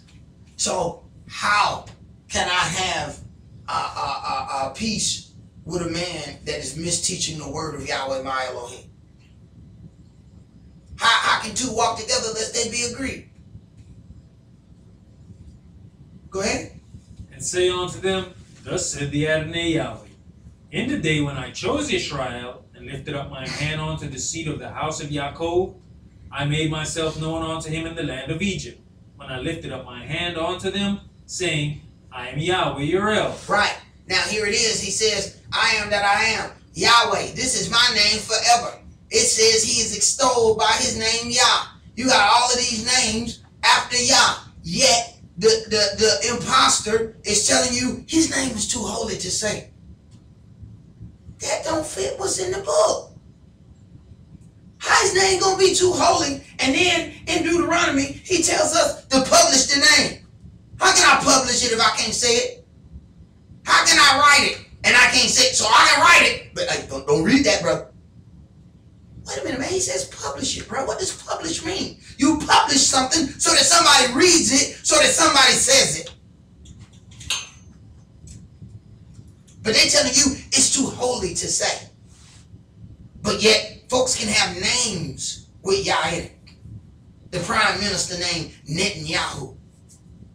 Wait a minute, how you get to say Yah? I thought that was too holy to say. You're supposed to say the name. You're supposed to say Hashem. Why he get Yah his name? See, something don't add up here. So then maybe that's just for you not to say his name. Because see, one thing about something, when you see a bunch of parents in a room and a kid start crying, watch how the ears of the parents stand up a little bit, because they know the cry of their child. See, they're afraid that you might holler out Yahweh and he might recognize the voice of his child. Now that's some slick stuff right there. Go ahead. You said exactly what I was going to say. Not only just hear it in unison. Right. All of us crying out to the name of Yahweh. Oh yeah, now see that's on a whole nother level then. They know what has happened before. Exactly. So the last thing they want is for you to call on your Father in unison with knowledge and cry unto him. I mean, as a father, you think about it. You in the house, you heard all your kids calling out to you, then you know something serious going on. Don't you know it? And if they done got their stuff together enough that they have a common enemy. If every last one of them are calling, you know for a fact that that is serious, and you stop what you're doing. And it's amazing when you read in the book of Judges. It talks about the book of Judges is a 430-year, give or take, I think it's about 450 year time of constant captivities. This is where, and this is what's interesting, because all of these things happen after the Egyptian captivity. So if all of the people are claiming that they are the natural descendants and they keep talking about the Egyptian captivity, how is it they never mention anything about the captivities in Judges? And that's a 450-year period of constant captivities. 1 minute it'll be 8 years, the next one it was 18 years, the next one it was 40 years, and the next one was 25 years. And it was this constant thing of when we did something wrong, we were then punished with that captivity. You never hear any of the other people talking about those. That means it's your responsibility to bring it up when they start talking about how they were this and how they were that. How is it you never speak about? And do understand, a lot of those people watch our documentaries because understand we got like major hate mail on like Esau the imposter and stuff like that. Oh my God, they hate that when you call those things out. So now they're starting to speak on those things because they're listening to what it is that we're teaching. But nonetheless, they still can't answer it. They still can't answer, how does this book say that these people are going to come out of Egypt? They're going to come out of all of these other places. They're going to come out of Babylon. Yet you've only come out of one place. They can't answer that. There is no answer for that. Go ahead. What is it in the book of Judges? I think you were leading to is when they're in these captivities, then it would say that the children of Israel cried out to him. Right. And he sent them a judge. Well, it says, and he heard them. Yep. That was the point that I was going to get to. Thank you, brother. And you have to ask yourself, why would it be after like 18 years he heard them? How he just happened to hear him after 18 years? Then the next time it'll be 25 years and he heard them. Next time 40 years and he heard them. See, even as we're like right now, we're all individuals. We're individualized. So when you talk about the people as a whole, as black people, we're all praying about different things. One person want redemption, the next nigga want a Cadillac with some 24s on it. Yahweh, please, I want them spinners. Yahweh, I want to stop at the light and I want them to keep moving. Oh, please, God. This is what you're praying about? So understand, to a father, that sounds like mess. Everybody talking at the same time, but ain't nobody said nothing. But when somebody trying to kill you, everybody's prayer is the same thing at the same time. You're not thinking about your Cadillac with 24s on it when somebody trying to kill you. You're thinking about Yahweh, please save me from my enemy. All of a sudden, Daddy like, wait a minute now. Wait a minute, this sounds like music down here. Wait a minute, what's going on here? A little togetherness done happened here. Do understand? We were more together during slavery time than we are now. All their prayers were the same. Yahweh, please don't let these folks beat me to death. Their prayers were the same. It sounded like music. We sound like noise now. See, when you got people singing, understand something. You can sing the same words and sing them at the different time, and boy, it sounds like absolute noise. You be like, good God, huh? You ever seen somebody, they try to sing the song, and they singing the words, but they singing all the words behind the words, and you like, hey, do you really like that song? Well, let's just be quiet and let them sing it, okay? Because you tearing that song up, you tearing it up. Let these people sing the song. That's what they get paid for. Let's let them sing it. That's what we sound like Yahweh.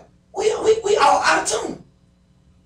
Because we got our own personal, we got our own Puff Daddy remix in it. See, we're not saying the words as it is. We add our own stuff to it.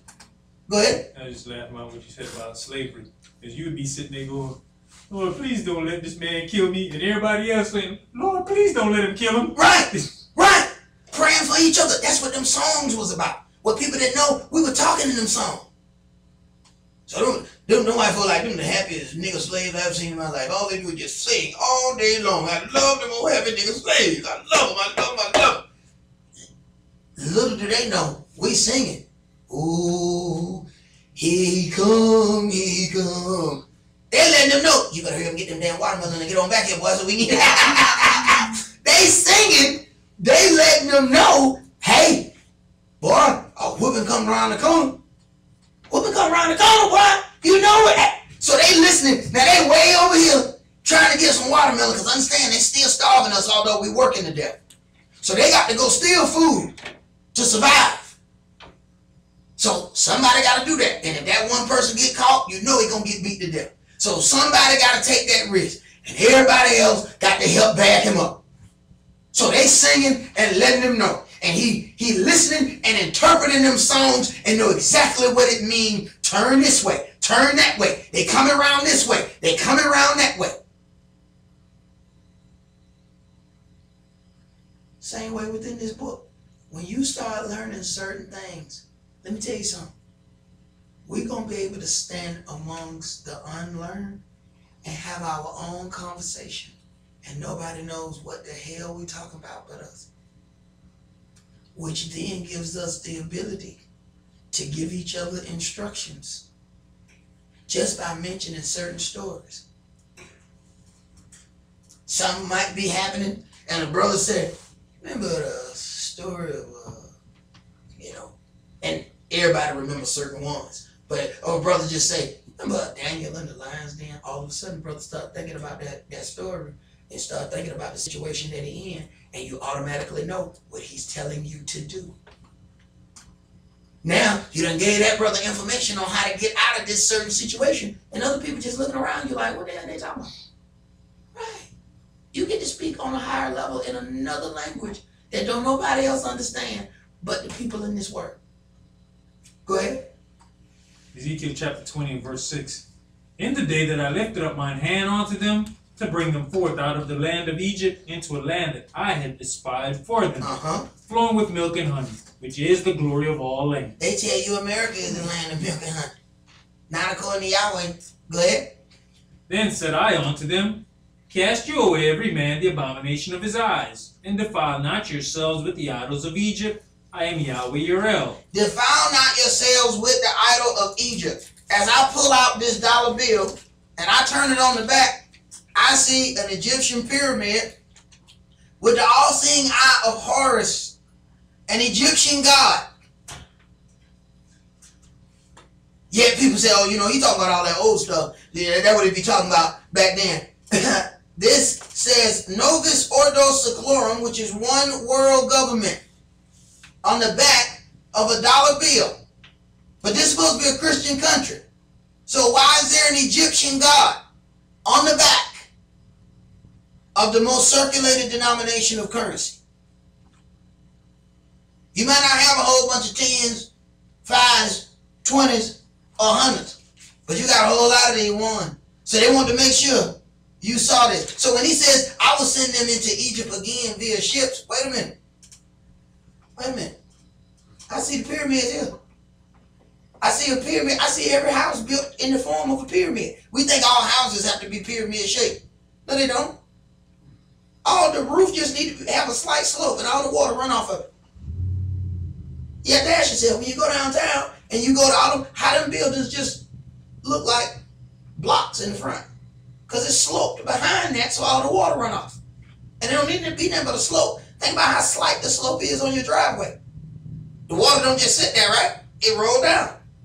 We believe that the house had to be made that way. No, those are Egyptian pyramids. We live in pyramids. So when it talks about cast you away the abomination of your eyes, it never did occur to you that you live in one of them abominations. And you love it, so I can't wait till I get home to my abomination. I'm going to take a nap. Right.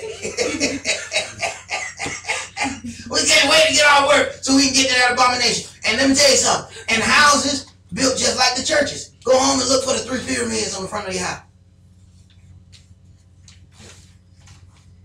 Right. Go ahead, bro. Verse 8. But they rebelled against me and would not hearken unto me.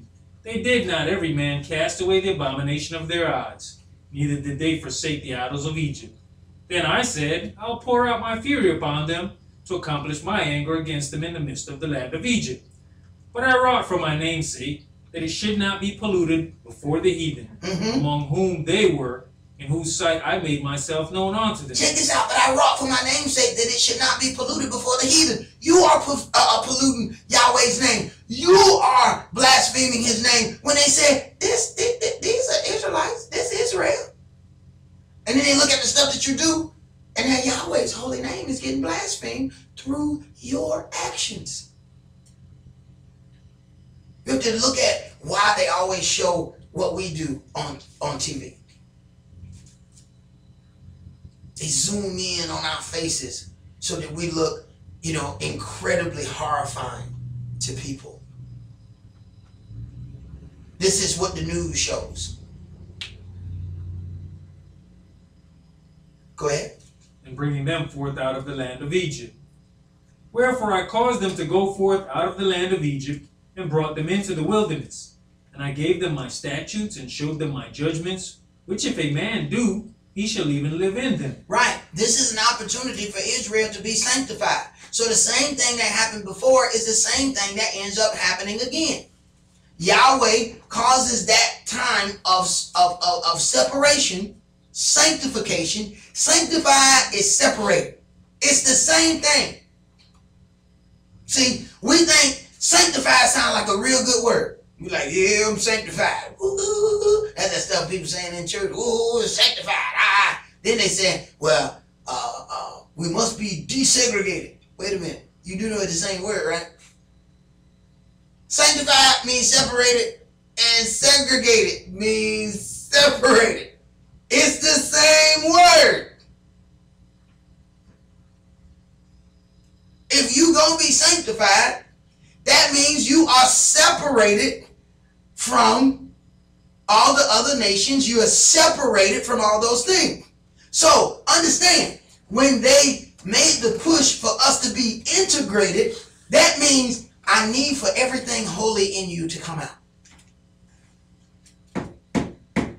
So Yahweh will no longer look at you as a separate people. I want you to blend in with everybody else. Every commercial has an interracial couple on it. I said, what the? That is to push for you to no longer be you. So that it blurs the line so heavy that there is no more you. So let's just mix and mingle with everybody till there's no more us. That's the push of the adversary. And when you don't fall for it, then people start calling you racist. How am I racist? Go ahead. Brother, it's not just those commercials. Every series of something coming on TV nowadays, you wait long enough for it, you're going to see a sister, It's somebody else of another nation. Yeah. They don't do it so much with the brothers. Yeah. Usually the sister with somebody of another nation. Mm-hmm. Watch all the shows out there. It's in it some point, sometime. Yeah, it sure is, brother. It's on, and I'm talking about it's even on Disney shows. So they're starting with your kids to make sure that your kids see that there are completely blurred lines. It don't matter what you are, who you are. You can do all of these things. So these things are being fed to our children. So we see the Disney Channel on. We just walk out the room and go somewhere else. What you don't know is they're feeding all of these things to your children, and you have no idea that those things are being fed to them. Go ahead. Verse 12. Moreover, also I gave them my Shabbats, to be a sign between me and them, that they might know that I am Yahweh that sanctified them. Sanctified them. So I separated them. I sanctified them, and I gave them my Sabbaths as that sign. So what's the first thing they wanted to take away from you? The sign that separates you from everybody else. Don't you want to be like us? Come on, be just like us. Let's go party on. Look, I tell you what, we'll make Friday night ladies night. How about that? Half price drinks. Ladies free for 12. Come on now. You don't want to be separated. You out there by yourself. Come on out here and party with us. Right. Go ahead. But the house of Israel rebelled against me in the wilderness.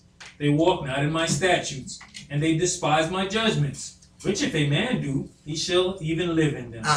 And my Shabbats they greatly polluted. My Shabbats they greatly polluted. You read in Nehemiah, he said, have not we broken the Sabbath, and because of this, our people have gone into captivity for this? Have not we done all this before? And now y'all gonna continue to keep breaking the Sabbath? Man, look at all this stuff we done been through. Our children have been sold because we broke this everlasting covenant. And the first thing they want to do is to misteach us. And this is how we get into, trouble. You gotta think about, we send our kids off to school. They go to school, 4 years to a college somewhere. You have to ask yourself, what state is their mind gonna be in when they come back? Man, these folks pledge one of them Greek fraternities and get beat to death.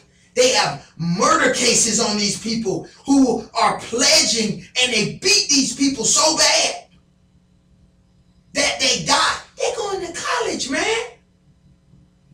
So they tried to join one of them education gangs. That's why I tell people, it ain't nothing but an educated gang. If I want to join a gang, I would have joined the Crips of the Blood. And joined one of you education gangs. So now you got to be mad at some other people. And it's all these Greek letters. So now we black Greeks. See?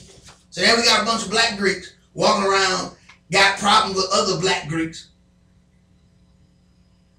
pledging these things, letting people beat us halfway to death to pledge these things.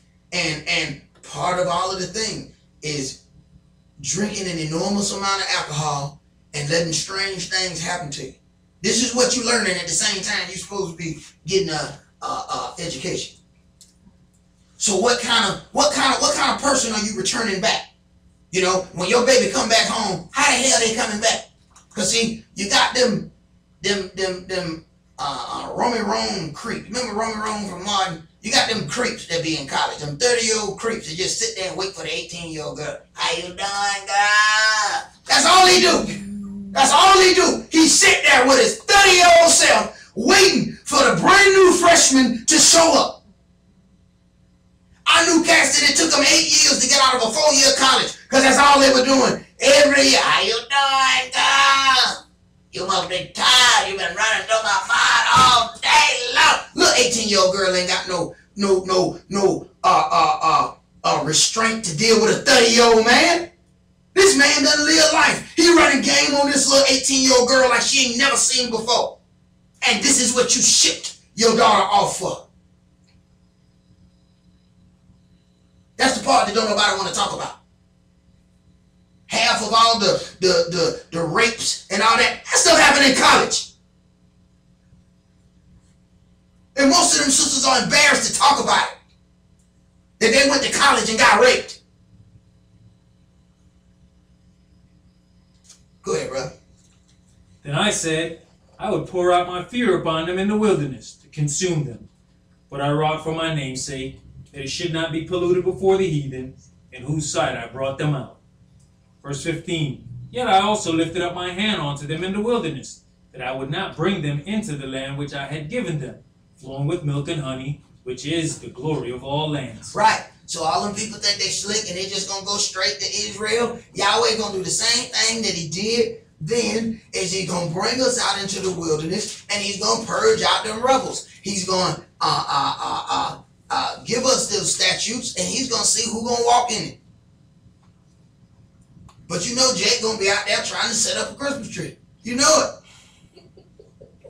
Jake gonna be Jake. Ain't got nothing to give each other. Gonna be trying to give each other pine cones. Here you go, my brother. Merry Christmas. Brother, did you just give me a pine cone? Well, I tried to put a bow on it, but I couldn't find it. Go ahead. Because they despised my judgments, and walked not in my statutes, but polluted my Shabbats. For their heart went after their idols. Right. Our heart definitely goes after the idols. We drop everything. They used to have the Easter services at Coliseums because so many people came. I remember before all that stuff happened at Long Church, they couldn't even have, as big as that place is, they couldn't have Easter service there. They had to go and rent out some Coliseum to go and have their Easter services because it was just too many people. People didn't go to church on no other day. We knocked the door down. Go out and get us a fine Easter suit. Get some 9-later gators, brother. Got to have some orange and green gators looking like little pimps. Going mad after them idols. Stop what we doing. Change everything to go and worship the idol. And here it is. That was the goddess of fertility. We went and worshiped the goddess of fertility. Another thing, where did the Easter egg hunt come from? We can't find it nowhere from Genesis to Revelation. So how is it every church has an Easter egg hunt, yet we cannot find an Easter egg hunt nowhere in this book?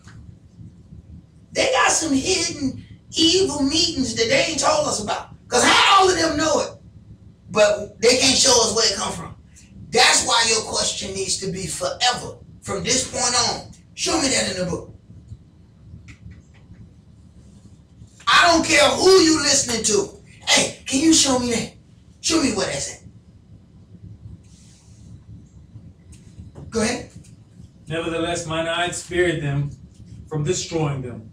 Neither did I make an end of them in the wilderness. But I said unto their children in the wilderness, walk you not in the statutes of your fathers, neither observe their judgments, nor defile yourselves with their idols. Right. Didn't Yahshua say the same thing? He said, I didn't come to set peace between a man, but I came to set a man at variance. A man against his father, a mother, a daughter against her mother-in-law. He said the same thing here that Yahshua said in the New Testament. And people want to tell you, they two different books. As long as you read the new one, you ain't got to worry about the old one. He's saying the same thing. Don't you walk in that stuff your father's walk. This ain't your mama's God. I can go ahead and tell you that now. I know you think because you read out the same book that your mama worshiped the same God that you worship. No, she don't. And that's going to be hard for you to get, and that's going to be hard for your mama to get. Now, she may or may not mean any harm by it. But like I said, there's accidental worshipers of Lucifer, and there's on-purpose worshipers of Lucifer. He doesn't care how he gets them to worship him, as long as they worship him. And we can clearly see that these idols, these fake holidays, they're not in here. And when you are emotionally attached, you're not moved to question the things that you're attached to. They're moved to question you. So when you come up and say you don't keep Mother's Day, because if people gonna tell, I just had somebody hit me up, well, I hope you do your mother really nice, because Mother's Day is coming up. I just heard that just now. On my way here.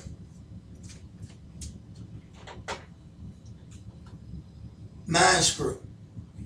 So you're not really doing your mama right unless you worship a pagan god for. Wait a minute. He says right here, walk you not in the ways of your fathers. Don't do that stuff just because they did it. Don't do it. But you thinking you honoring them by, well, I don't really keep it, but I'm going to go ahead and I'm going to get, her Mother's Day gift, and I'm going to go over for Mother's Day. I'm going to do, because I'm honoring her. Right. Go ahead. I am Yahweh your El. Walk in my statutes and keep my judgments and do them, and hallow my Shabbats. And they shall be a sign between me and you, that you may know that I am Yahweh your El. Right. And the more you keep reading, the more you keep seeing why they need to do away with the Sabbath. It's a sign between me and you. What's the reason people even, walk around with rings on and stuff like that? That's supposed to be a symbol of their marriage, right? That's what they told us it was for. Well, imagine if you got one and the other person just take theirs and throw it off. Somebody finna get pissed off. You just threw away our son? You just threw away the son? What the heck? So you won't be together no more? That's what you're saying? That's what you're saying? You're gonna take my ring, you're gonna throw it out there in the grass? Huh? What? That's what you did to Yahweh? You took his son and threw it out there in the grass. You took his ring off and threw it in the yard. You wasn't supposed to get pissed off about that? Go ahead. Notwithstanding the children rebelled against me, they walked not in my statutes, neither kept my judgment to do them, which if a man do, he shall even live in them. They polluted my Shabbats. Then I said, I'd pour out my fury upon them to accomplish my anger against them in the wilderness. Nevertheless, I withdrew mine hand and wrought for my name's sake, that it should not be polluted in the sight of the heathen, in whose sight I brought them forth. I lifted up mine hand unto them also in the wilderness, that I would scatter them among the heathen and disperse them through the countries. Right. So when people tell you that Israel done came out of one country, you can tell them that this don't fit scripture. Go ahead. Because they had not executed my judgments, but had despised my statutes, and had polluted my Shabbats, and their eyes were after their fathers' idols. Wherefore I gave them also statutes that were not good, and judgments whereby they should not live. And I polluted them in their own gifts, and that they caused to pass through the fire all that opens the womb, that I might make them desolate, to the end that they might know that I am Yahweh. Right, because the heathens then would burn their own kids in the fire. Then we turn around and do the same thing. Offer up our children to be burned in the fire. Because the heathens did it. Go ahead. Therefore, Son of Man, speak unto the house of Israel, and say unto them, Thus said the Adonai Yahweh, Yet in this your fathers have blasphemed me, in that they have committed a trespass against me. For when I had brought them into the land, for the which I lifted up mine hand to give it to them, then they saw every high hill and all the thick trees, and they offered there their sacrifices, and there they presented the provocation of their offering. There also they made their sweet savor, and poured out their drink offerings. Right, there's certain things that we don't pay attention to when we gather together. When you got all of those gifts, they put those gifts under the tree. You got to get on your knees and bow down to that tree to get those gifts off from up under them trees. He says you are not to plant any groves near his altar. A grove is a Christmas tree, that evergreen tree.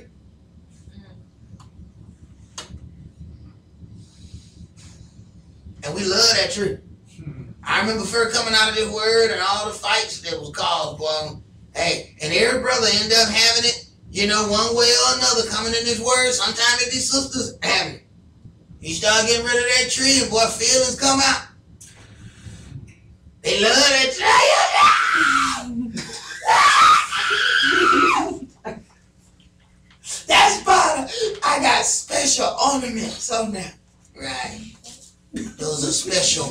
ornaments.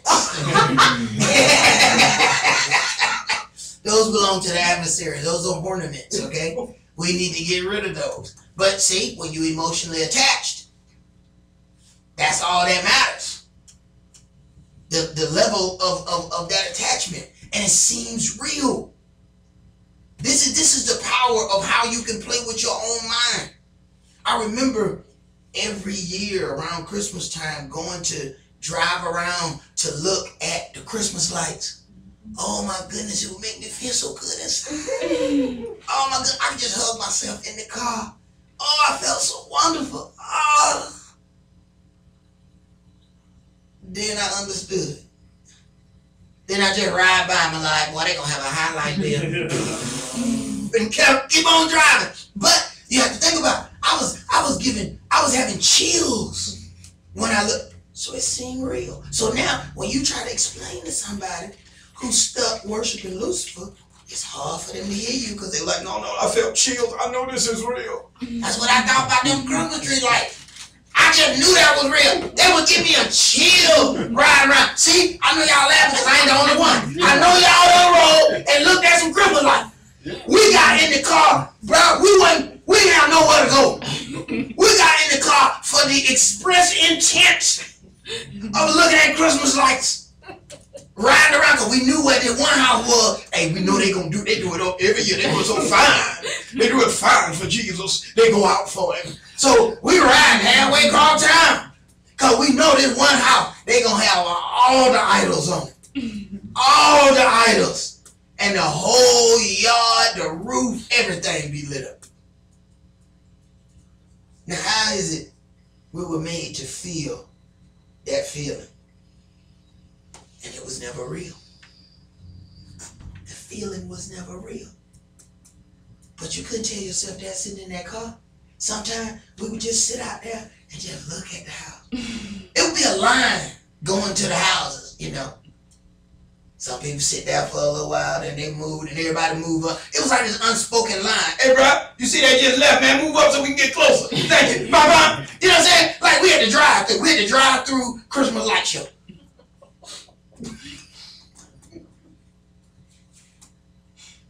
And it felt real. It felt 100% authentic. But it was a mind game that you played on yourself. You have to decide that you're going to walk out of gross darkness. And everybody can't make that for you. Yahweh can call you to the light. As it is written, there are many that are called, but few that are chosen. So being called is one thing. But you can get to that light and then make a decision. You know what, man, that's just too bright. I'm going to walk back into darkness because I'm used to that. I'm accustomed to darkness. See, I seen the light. I know it's right. I know that's the way of the light. But I'm sorry, man. You go ahead. You go on without me. And don't be surprised if you hear that a few times with some people that you care about. Some people that's cool with you. And they just say, hey, this is as far as I can walk in that light. I need to get back over here to darkness because I'm more comfortable with it. And believe it or not, you get comfortable in darkness, Jack. You sit in darkness long enough till your eyes adjust to the dark and you move around in there.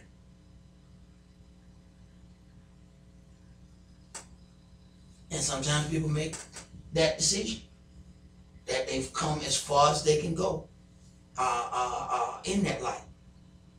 There's going to have to be some things.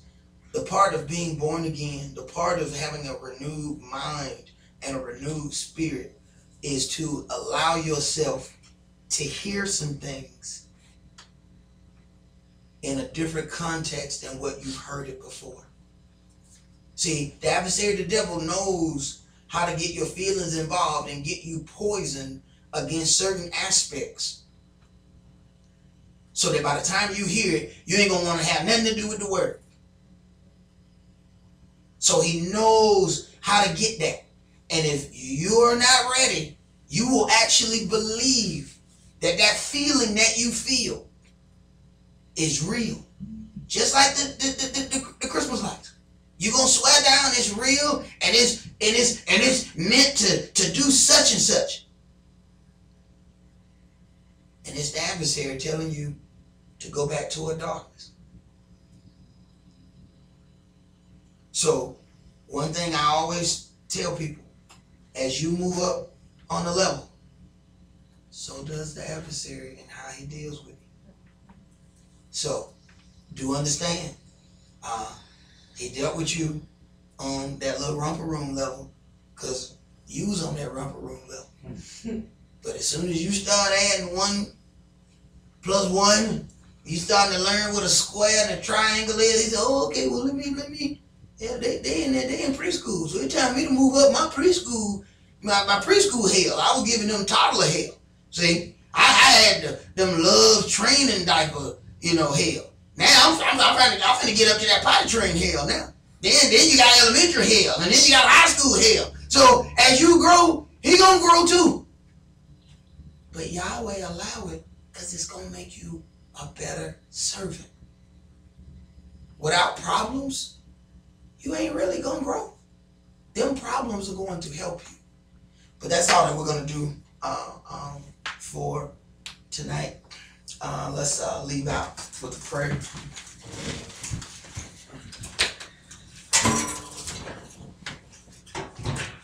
We're going to face the east, and all males remove your head covering. And females always pray with their head covered. Abba Father, Most High Covenant Elohim of Abraham, Esaac, and Yaakov, thank you, Yahweh.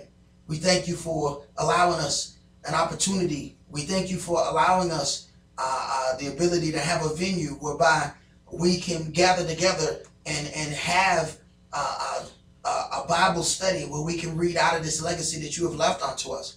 We thank you, Yahweh, that you've even put it in our hearts and allowed us to change our schedules, allow us to make these small sacrifices to come further out of the world and closer to your glorious light. We thank you, Yahweh, for we know that we've not done these things on our own. For we didn't find you, Yahweh, for you were never lost. You found us, for we were the ones that were cast away. We were the ones that were out walking against what was written. We thank you, Yahweh, that you have provided this venue for us. And we pray, Father, that you would keep our heads round about it and that you would protect it. We also pray, Father, that you would keep our heads round about us and our houses.